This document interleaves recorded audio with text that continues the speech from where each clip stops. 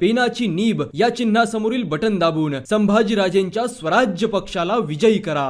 की कोकण मधला पराभव हा माझ्या हृदयाला चटका लावून गेलेला आहे। कारण कोकण म्हणजे शिवसेना, शिवसेना म्हणजेच कोकण, हे नातं आजपर्यंत कोणी तोडू शकलेलं नाही। आणि मला खात्री आहे की आता सुद्धा कोणी तोडू शकणार नाही।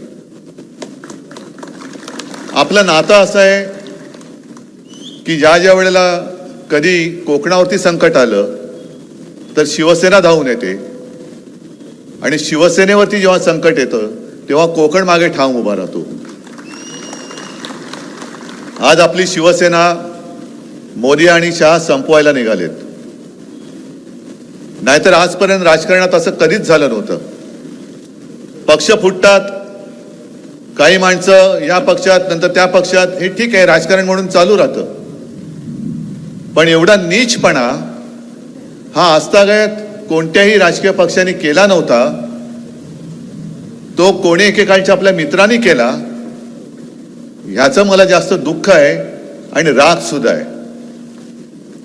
संपूर्ण महाराष्ट्रामध्ये ज्या वेळेला भाजपा म्हणून काही शिल्लकच नव्हतं तेव्हा शिवसेना प्रमुखांनी, म्हणजे हे भाजपवाले कसे हुशार आहेत, जर तेव्हा आपण ठरवलं असतं, शिवसेना प्रमुखांनी ठरवलं असतं की मला युती नकोच, काय व्हायचं ते एकट्याचं माझं होईल, तर भाजपा आज औषधाला सुद्धा महाराष्ट्रामध्ये दिसला नसतं, एवढी शिवसेनेची ताकद होती आणि आहे। पण आपण थोडंसं काय भूतदया आहे, माणुसकी आहे, भगवा झेंडा, तुमच्या हातात भगवा, आमच्याही हातात भगवा, मग आपलं भगव्याचं नातं आहे, हिंदुत्व आहे, देश आहे, महाराष्ट्र आहे, मग घेतलं त्यांना खांद्यावर। आणि एवढे हे नीच निघाले की स्वतःचं काम झाल्यानंतर वापरून फेकून देत आहेत आपल्याला। मी जिथे जिथे महाराष्ट्रामध्ये जातोय, संपूर्ण महाराष्ट्र फिरतोय, अगदी विदर्भात गेलो, कोकणात तर आज आहे, मध्ये पण येऊन गेलो, उत्तर महाराष्ट्र, मराठवाडा, पश्चिम महाराष्ट्र। लोकसभेला मला काही पत्रकार विचारतात, तुम्हाला काय वाटतं, कालच रात्री 1 वाजेपर्यंत माझी मुलाखत चालू होती, कारण 4 सभा करून मुक्कामी पोहोचायलाच 11:30-12 वाजले होते, तुम्हाला काय वाटतं? आणि मी त्यांना सांगितलं की विधानसभेचं वैशिष्ट्य असं या की साधारणतः लोकसभेला जशी सभा होत होती तशी एका लोकसभेची सभा माझी एका विधानसभेला होते। प्रचंड मोठ्या सभा होत आहेत, म्हणजे मला असं बोलताना जाणवत नाही आता सुद्धा गर्दी कुठपर्यंत गेले। कालची बार्शीची सभा आपण पाहिली असाल, असं स्टेजवरनं काय अंदाजच येत नव्हता। मग त्यांना सांगितलं तर जरा मोबाईलचे टॉर्च लावा, आणि ते कळलं, अरे बापरे, कुठपर्यंत गेलेली ही गर्दी। म्हटलं हेच चित्र आहे, ते काय नुसते मोबाईलचे टॉर्च नाही पेटलेत, तर महाराष्ट्राच्या कानाकोपऱ्यात आता मशाली पेटलेल्या आहेत, शिवसेनेची मशाल पेटलेली आहे। आणि मला वैभव, मी आता वैभव अनेक वर्ष सोबत आहे, लहान आहे म्हणून हक्काने त्याला अरे बोलतो। वैभव, मला तुझा अभिमान आहे,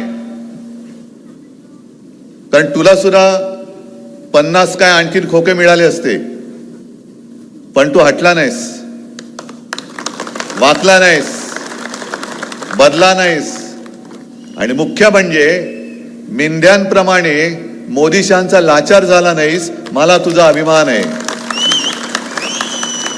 आणि विनायक राऊत पण तसेच आहेत, कारण खासदार पण आपले गेले होते, विकले, पण विनायक राऊत नाही गेले। इथे बसलेले सगळेच, मग भाई गोवेकर काय सगळेच, आता उपरकर पण परत आले, राजन तेली परत आले, सगळी जुनी शिवसेना ही परत उभी राहते। आणि इथे मला जे आव्हान दिलं गेलं, येऊन रस्त्याने जाऊन दाखवा, मी त्यांना सांगतोय, नशिबाने दिले, घरी बसून नीट खा, उगाच मध्ये आला तर वेड वाकडवून खाण्यात काही अर्थ नाहीये, कारण आडवा आला तर आडवच करू, तेवढी ताकद हिंमत ही शिवसेनेत आहेच। पण मुळात प्रश्न हा तुम्हाला आहे, हा नुसता आपला आमदार उमेदवार वैभव त्याचं नाव आहे म्हणून वैभव नाही मी म्हणत, तुम्हाला सगळ्यांना कोकणचं वैभव जपायचं की नाही हा प्रश्न मी तुम्हाला करतोय. तुम्हाला कोकणचं वैभव हवंय की नकोय? का पुन्हा सगळं गुंडापुंडांचं राज्य पाहिजे? मग ती सगळी जुना काळ जो होता, मग कुठून सुरुवात करायची? श्रीधर नाईक, रमेश गोवेकर, सत्यविजय भिसे, अंकुश राणे. मग एखादी टीव्हीची मालिका असते की माणसं काय होतंय कसं होतंय माहित नाही, रमेश गोवेकर गायब, कुठे गेला? हवेत अदृश्य. हत्या होत आहेत, कोणी केल्या माहिती नाही. आणि ती गुंडगिरी, ती दडपशाही, त्यावेळेला वैभव एकटा नडला होता त्यांना. आणि वैभव, तुला भेटायला मी दुसऱ्याची त्या तुरुंगात आलो होतो. आपल्या एका सैनिकावरती हल्ला झाला होता, त्याला गोव्याच्या हॉस्पिटलमध्ये ऍडमिट केलं होतं. मग तेव्हाही हॉस्पिटल चांगलं नव्हतं, आता किती चांगलं झालंय कल्पना नाही मला. पण तो काळ असा होता. आणि उपरकर, तुम्ही जेव्हा उभे होतात तेव्हा मी 10 दिवस इकडे राहिलो होतो. संपूर्ण मतदारसंघ जो तेव्हाचा होता तो पिंजून काढला होता. आणि तेही दिवस मला आठवत आहेत की मी जिथे जायचो लोक गर्दी करायची, पण गर्दीमध्ये एक व्यक्ती मला येऊन भेटली. मी गाडीत बसलो, तो आला माणूस, तरुण होता. मला म्हणाले, साहेब काय? खास तुमच्या कोकणी भाषेत बोलला तो. तुमच्या ती कोकणाची एक वेगळी गंमत आहे भाषेची, बोलण्याची. आणि त्यांनी मला सांगितलं की आता तुम्ही सगळे आलात, ठीक आहे, पण तुम्ही बघितलं ना आमची घरं कशी, एक तिकडे एक तिकडे, एक इकडे इकडे, सगळं असं विखुरलेलं आहे. संध्याकाळ झाली, सूर्यास्त झाला की इकडे चिडी चिप, सगळा काळोख असतो. ही 2005ची गोष्ट आहे. आज तुम्ही सगळेजण आला, आम्हाला बरं वाटलं. निवडणूक झाल्यानंतर, तुम्ही गेल्यानंतर आम्ही इकडे एकटे राहणार आहोत. आणि यांची दहशत एवढी आहे, आमच्या मुली बाळी रात्री अपरात्री किंवा संध्याकाळच्या वेळेला एकट्या येणं जाणं करायचं म्हटलं तर हे काय करतील सांगता येत नाही. तेव्हा तुम्ही म्हणे एक कोणतरी माणूस असा द्या की जो आमच्या सोबत, आम्ही कधी हाक मारली तर तो धावून येईल, असा माणूस द्या. आणि ती परिस्थिती बघितल्यानंतर ते आव्हान विनायक राऊत यांनी स्वीकारलं. येऊन राहिले, तुम्ही खासदार म्हणून निवडून दिलं. या वेळेला नेमकं काय कुठे चुकलं हा विचार माझ्यापेक्षा आपण सगळ्यांनी केला पाहिजे. की नको तो धोंडा पुन्हा का उरावरती घेतलात? पुन्हा तुम्हाला दादागिरी, गुंडगिरी. म्हणजे मला मोदींना, मी मगाच्या सभेत सुद्धा बोललो की मोदींना इकडे मुद्दामून प्रचाराला बोलवायचंय. याच इकडे या व्यासपीठावरती बोलू आपण. या चॅनलमधनं मी त्यांना आमंत्रण देतोय, मोदीजी जरा आप यहाँ आइए.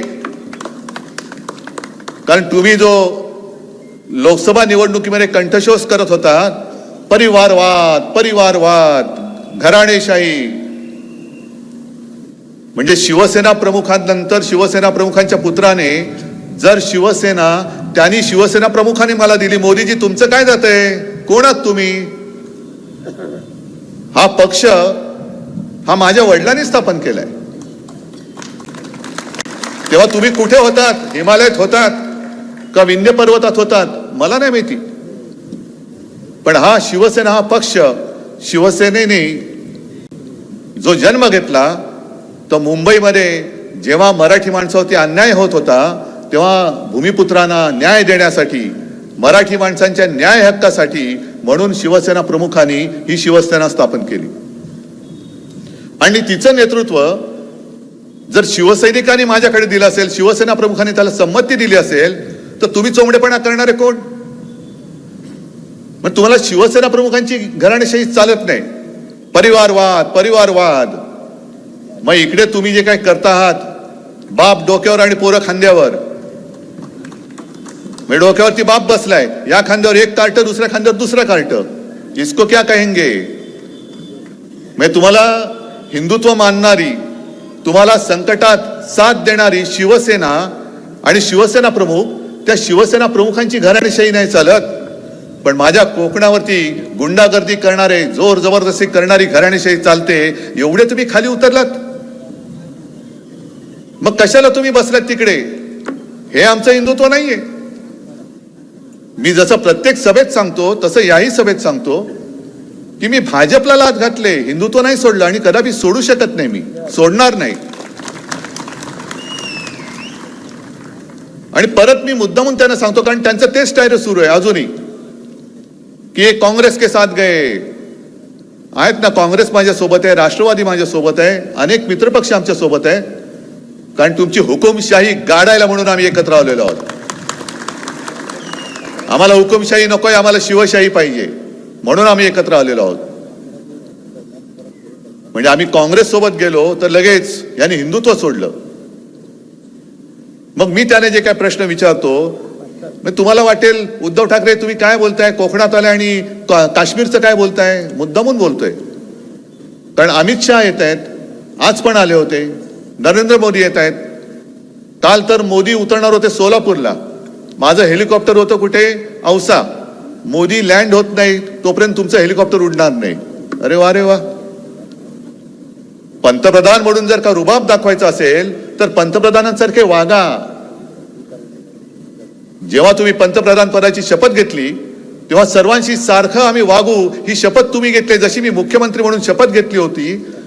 आणि माझ्या 2.5 वर्षाच्या काळात मी कोणी सांगावं मी भेदभाव केला आणि भेदभावाने मी वागलो, कोणी सांगावं. कारण ती घटनेची शपथ आहे. जो न्याय मला आहे, जो कायदा मला लागतो तोच कायदा मोदींना सुद्धा लागला पाहिजे.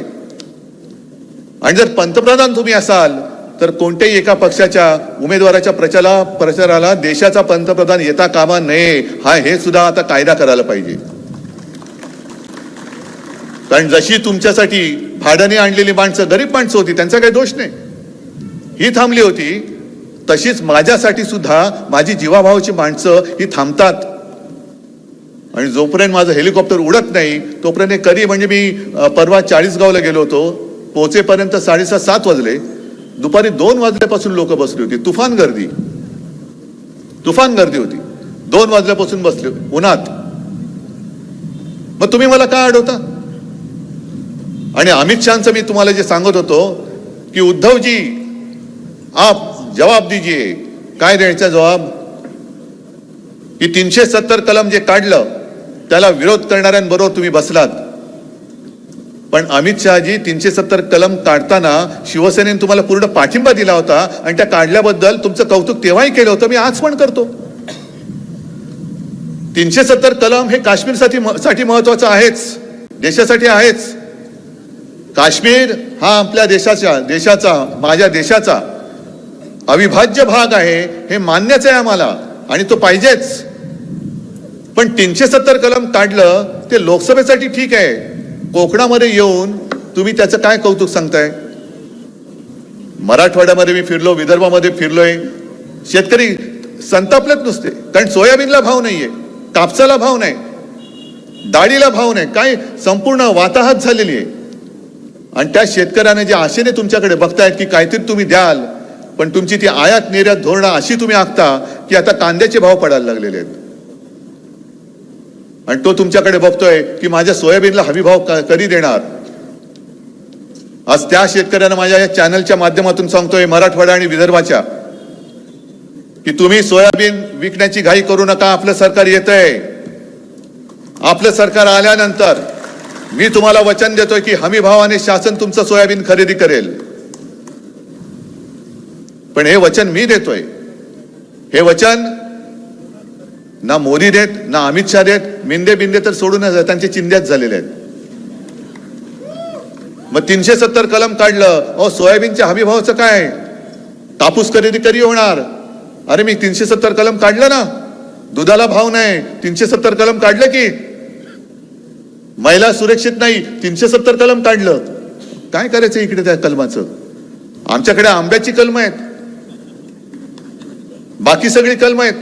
370 कलम हे काश्मीरसाठी महत्वाचं आहे. आणि मुद्दा म्हणून मी त्यांना सांगतोय की जेव्हा, हे मी परत बहुतेक प्रत्येक सभेत सांगतोय, की जेव्हा या देशाला अमित शहा आणि नरेंद्र मोदी या नावाची 2 माणसं या भूतलावरती अस्तित्वात आहे हे कोणालाही माहीत नव्हतं. हा काळ कोणता, जेव्हा काश्मीरमध्ये स्वतःच्या घरात हिंदू पंडितांवरती अत्याचार होत होता, तो काळ आहे.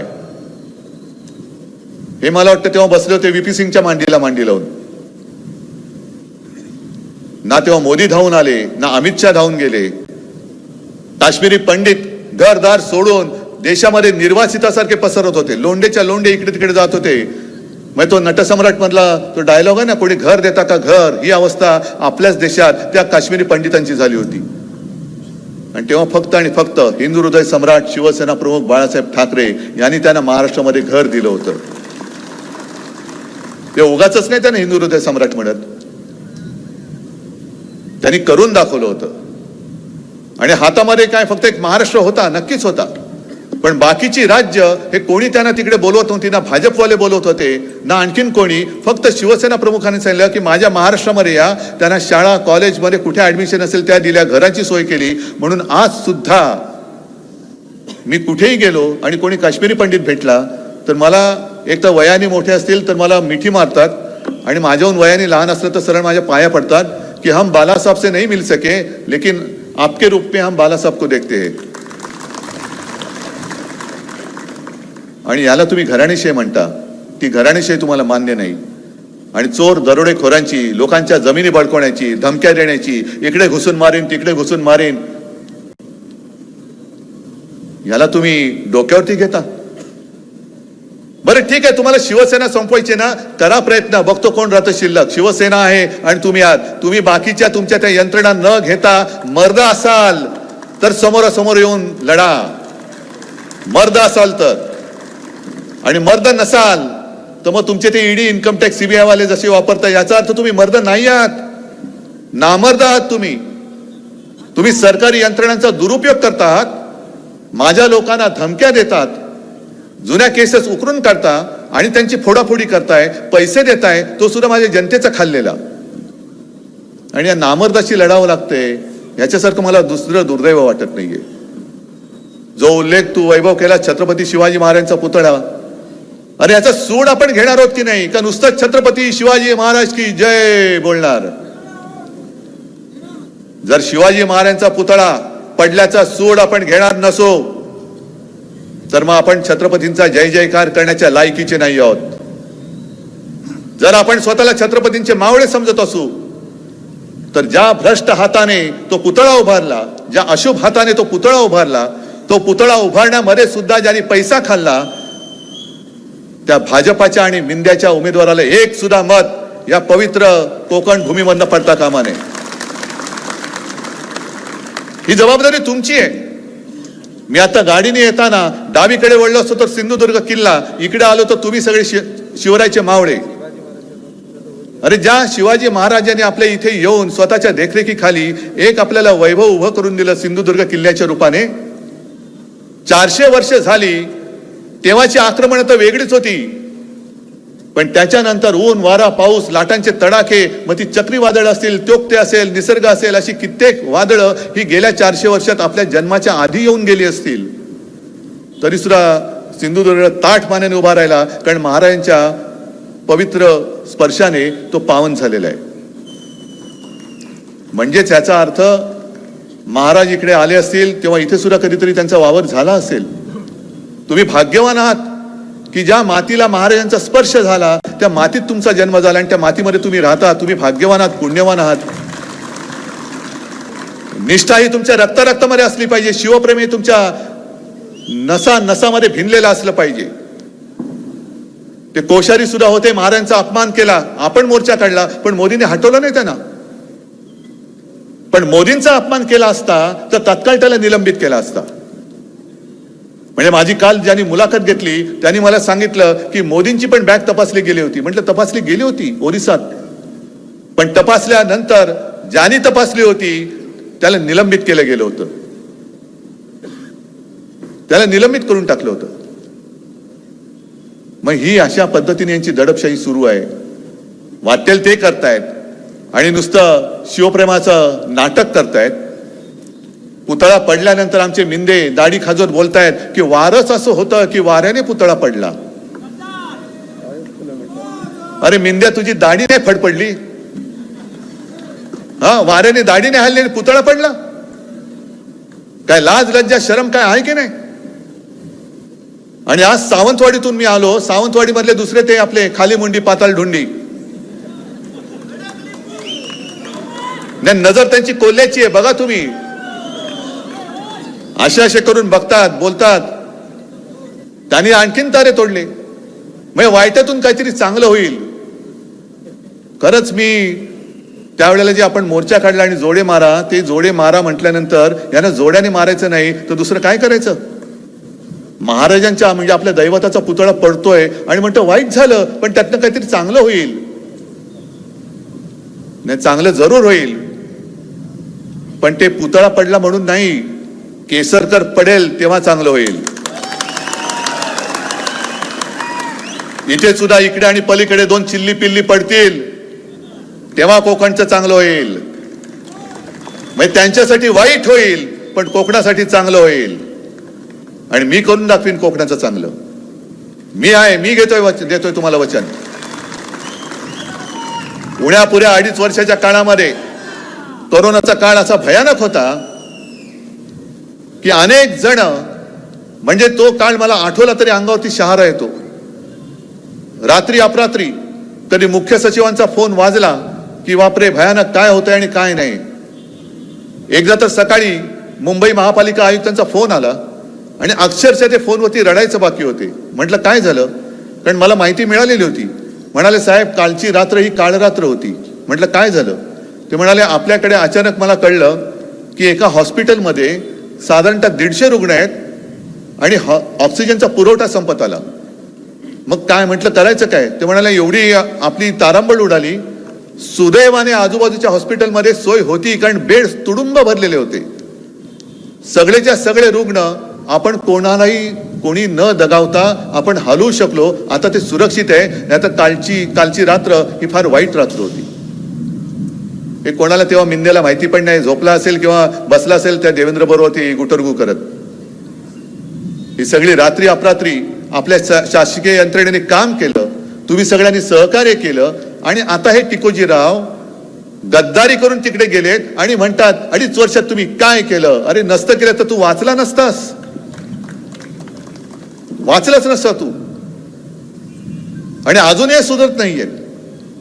आरोग्य व्यवस्था त्या आणीबाणीच्या काळात सुद्धा, आणीबाणी म्हणजे कोरोनाची जी आपण वाढवली होती, एका गोष्टीचं मला नक्कीच समाधान आहे की जगामध्ये चीननी 15 दिवसामध्ये फील्ड हॉस्पिटल उभं करून दाखवलं आणि त्याच्यानंतर अख्ख्या जगामध्ये आपली मुंबई असेल जिने 15 ते 17 दिवसात दुसरं फील्ड हॉस्पिटल उभं करून दाखवलं.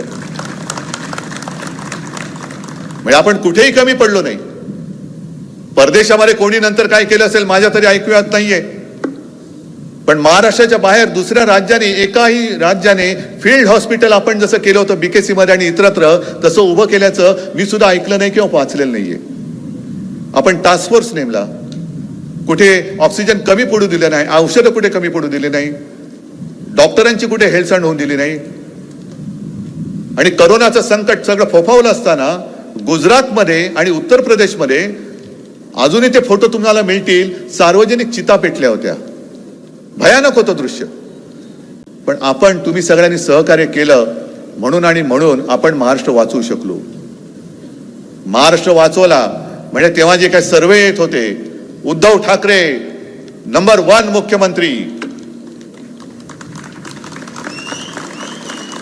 नाही पण हा सन्मान माझा नव्हता, हा सन्मान तुमचा होता. उद्धव ठाकरे फक्त चेहरा होता. कारण तुम्ही जर मी जे सांगत गेलो होतो ते तुम्ही ऐकलं नसतं तर मी महाराष्ट्र काही करू शकत नव्हतो. पण मला अभिमान याचा आहे की एखाद्या कुटुंब प्रमुखाप्रमाणे तुम्ही जे मी सांगत गेलो, घरी राहता तुम्ही घरी राहिलात, लॉकडाऊन तर लॉकडाऊन. आणि तेव्हा भाजपवाल्याने तेव्हा होते ना महामहिम कोश्यारी, काय म्हणजे करोनाच्या काळात सुद्धा पैसे खात होते आणि मला पत्र लिहिलं होतं की तुम्ही, माझ्याकडे काही माणसांनी पत्र दिलेले आहे, ती पत्र मी तुम्हाला देतो आहे, तुम्ही ताबडतोब सर्व प्रार्थना स्थळ उघडा. आणि तुम्हाला असा काही साक्षात्कार होतो का वगैरे वगैरे वगैरे लिहिलं होतं. मग म्हटलं कोणी एवढी लोक भेटलेत तरी कोण, तर इनमिन 3 माणसं आणि ते तिन्हीच्या तिन्ही भाजपडे. तिथे सुद्धा तुम्ही घोळ घालत होतात. तिथे सुद्धा तुम्हाला सगळं उघडं करून महाराष्ट्राचा गुजरात किंवा उत्तर प्रदेश तिकडे करायचा होता. करोनाने बळी गेले तरी चालतील पण सगळं उघडा. ही अशी घाणेरडी नीच औलाद आणि ही आपल्यावरती राज्य करते. अमित शहानी जे आज दुपारी भाषणामध्ये बोलले की उद्धव ठाकरे म्हणजे आपल्या सरकारने विकासाला स्थगिती दिली. मी विकासाला नव्हती स्थगिती दिली. मी स्थगिती नाही, मी बंदी आणली होती आणि माझं सरकार आल्यानंतर मी परत बंदी आणीन. महाराष्ट्रातून एक सुद्धा उद्योग मी गुजरातला जाऊ देणार नाही म्हणजे नाही. अमित शहा आज लिहून ठेवा, तुम्ही आज लिहून ठेवा की ज्या क्षणी महाविकास आघाडीचं सरकार येईल तेव्हा तुम्हाला लुटारू तुम्हाला महाराष्ट्राचा उद्योग मी गुजरातमध्ये नेऊ देणार नाही. तुम्ही महाराष्ट्राचं वैभव लुटताय, महाराष्ट्राची विल्हेवाट लावताय.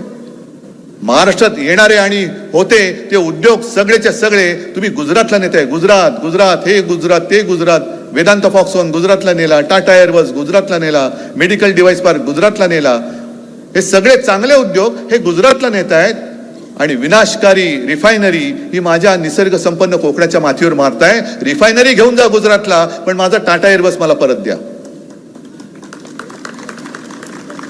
म्हणून मी मागे जे बोललो होतो ना, राख रांगोळी, आमच्या नशिबात राख आणि गुजरातच्या नशिबात रांगोळी घालताय तुम्ही. गुजरात बद्दल मला काही आकस नाहीये ना, गुजराती लोकांबद्दल मला आकस आहे. इथे आलेत, पिढ्याना पिढ्या राहत आहेत, शतकानुशतके राहत आहेत. मग त्यांना सुद्धा मी सांगतोय, अरे तुमचं आणि आमचं नातं हे तुम्ही दुधात साखर मिसळल्यासारखे जर विरघळून गेलो असू तर मोदींचा मिठाचा खडा त्याच्यामध्ये का टाकायला देताय तुम्ही.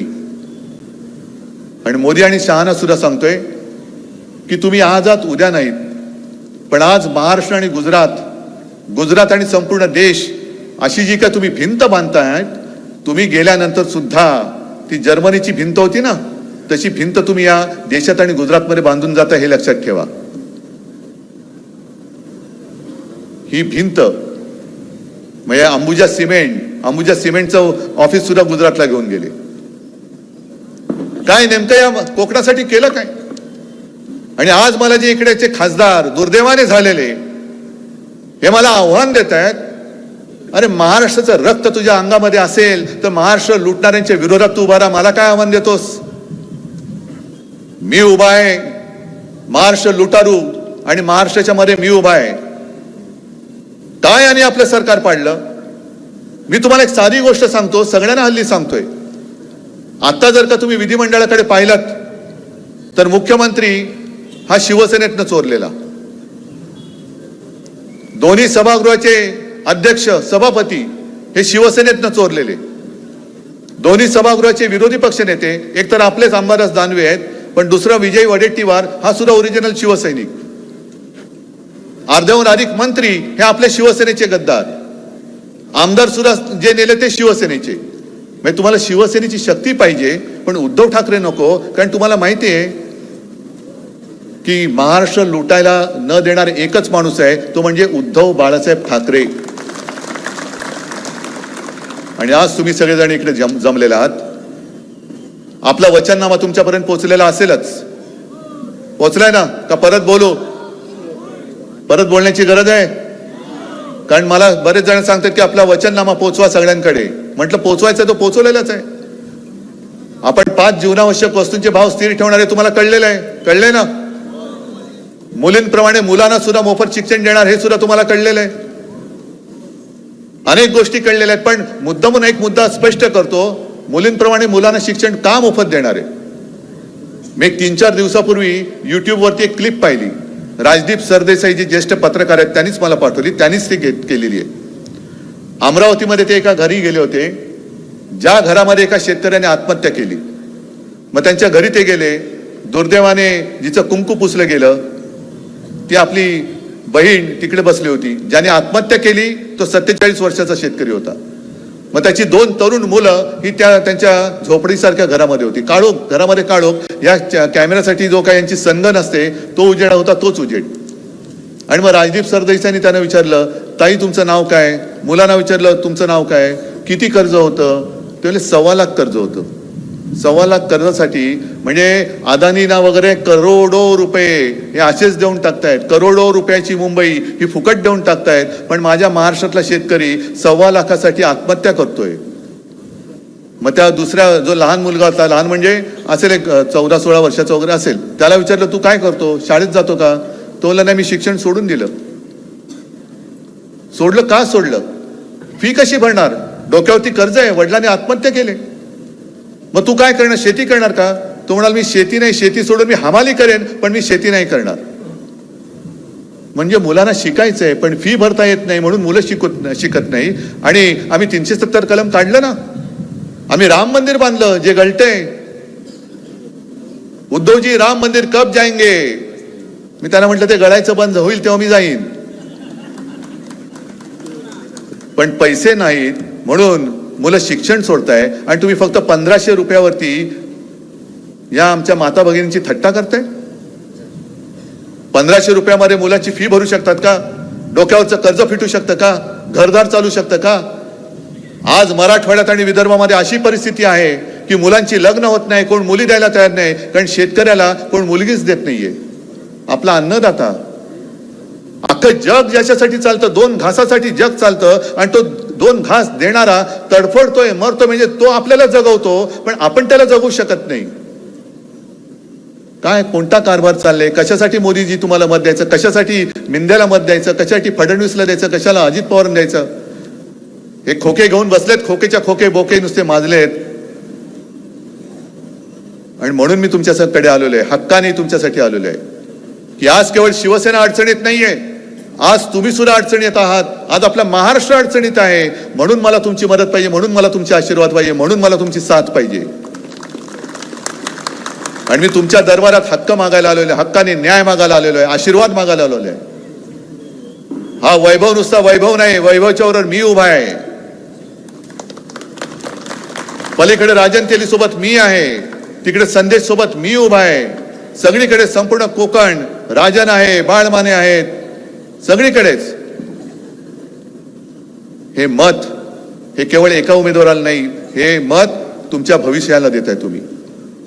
आणि म्हणून मी एवढंच सांगतोय की कोकणचं वैभव कायम राखायचं असेल तर तुम्हाला भगव्याशिवाय आणि मशालीशिवाय दुसरा पर्याय नाही. आणि जर का लोकसभेत चुकलात, म्हणजे तुम्ही नसाल चुकला, मी एक सांगतोय, तसं आत्ता चुकलात तर मग ही गुंडागर्दी एवढी वाढेल की दोन्ही पोरं खांद्यावर आणि बाप डोक्यावर घेऊन त्यांची लाचारी करण्याचं जीवन तुम्हाला जगावं लागेल. त्याच करता मी परत सांगेन की छत्रपतींच्या परस्पर्शाने पावन झालेला हा परिसर आहे. नक्कीच छत्रपती इकडे आले होते आणि त्यांनी हा किल्ला बांधला. तर त्या मातीची शपथ घेऊन जसा वैभव इमानाने राहिला तसंच तुम्ही भगव्याच्या पाठी, मशालेच्या पाठी इमानाने राहाल असा विश्वास व्यक्त करतो. सगळ्यांना शुभेच्छा देतो आणि आपली रजा घेतो. जय हिंद, जय महाराष्ट्र.